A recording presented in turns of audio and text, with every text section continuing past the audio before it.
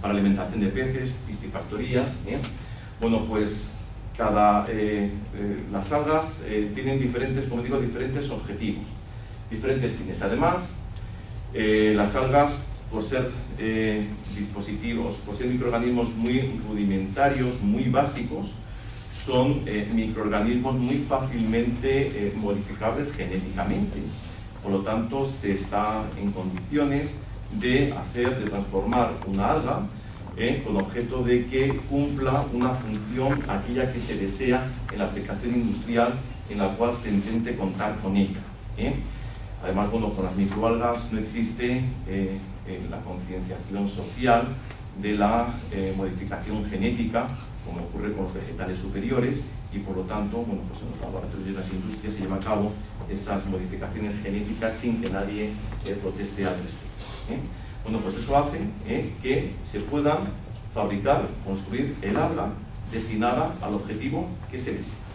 No obstante, existen unas especies que son las comúnmente utilizadas y que se barajan en las aplicaciones industriales de la utilización de microalgas, como son la utilización de la espirulina, la clorela, la varela, etcétera, diferentes microalgas, como digo, que son normalmente empleadas. Aquí aparece un catálogo de las 15, sin agotar esa especificación de 15 de las más utilizadas algas a nivel industrial.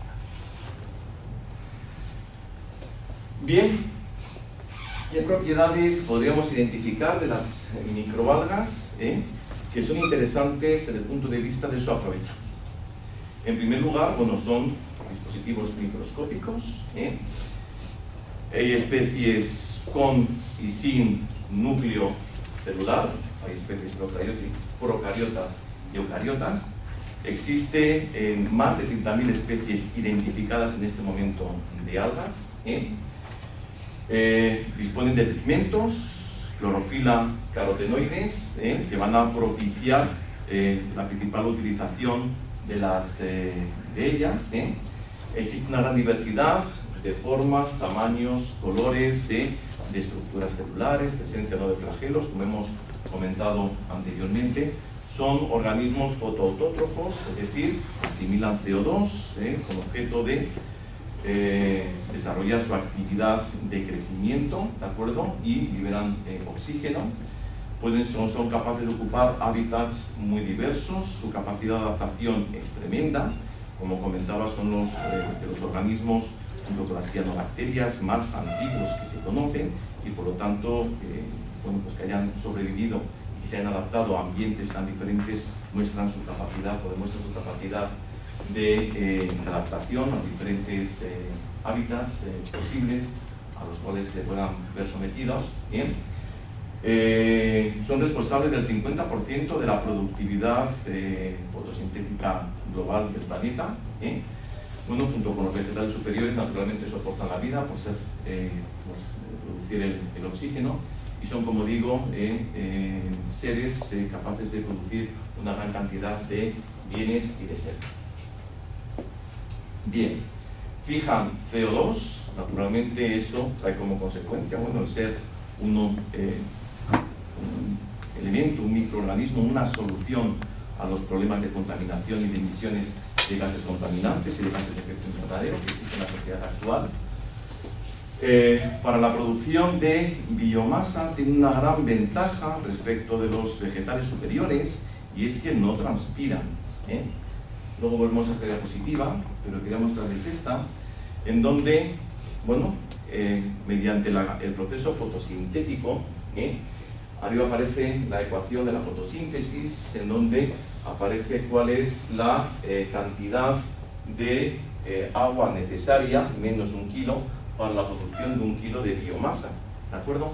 Es decir, por actividad fotosintética, la cantidad de agua que necesita un vegetal con objeto de producir biomasa es muy pequeña.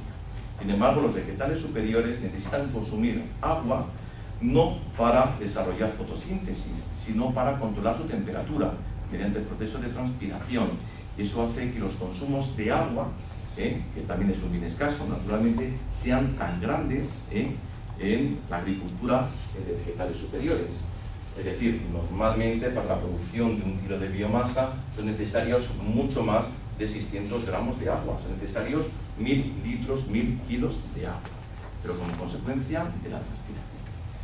Bueno, pues si somos capaces de utilizar unos organismos como son las microalgas, en donde no existe transpiración, la producción de biomasa se consigue utilizando mucha menos cantidad de agua, lo cual es naturalmente pues, una característica muy interesante.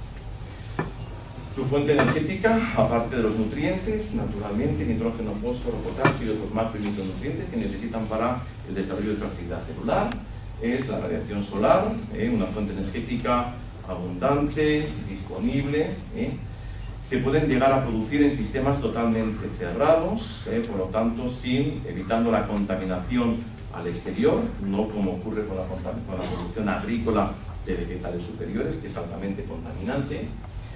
Se pueden producir de forma continua, no tienen determinados comportamientos fisiológicos, como ocurre con los vegetales superiores, en donde para la transposición de asimilados, los vegetales superiores tienen los ciclos circadianos, por los cuales necesitan parar en su actividad metabólica para que se produzca la translocación de asimilados.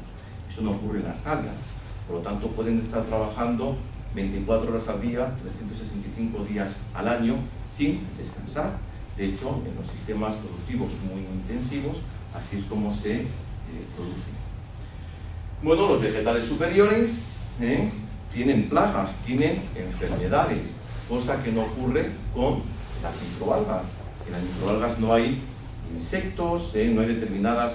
Sí existen algunos ataques, sí que existen algunas bacterias, algunos virus que atacan a las microalgas, pero no existen grandes plagas que signifiquen la necesidad de utilizar, como ocurre en la producción agrícola tradicional, grandes cantidades de fitosanitarios, ¿de acuerdo?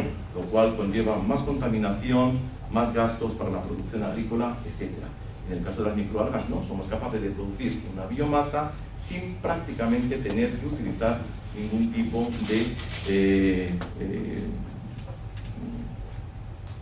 producto químico auxiliar con objeto de controlar de mantener correctamente su desarrollo. Una vez extraída, además, los aceites vegetales, lo que se llama la torta, es el resultado de la extracción de esos aceites vegetales, tiene un contenido proteico extraordinario y se emplea para alimentación animal. Tiene un valor en la ganadería intensiva como alimento de ganado.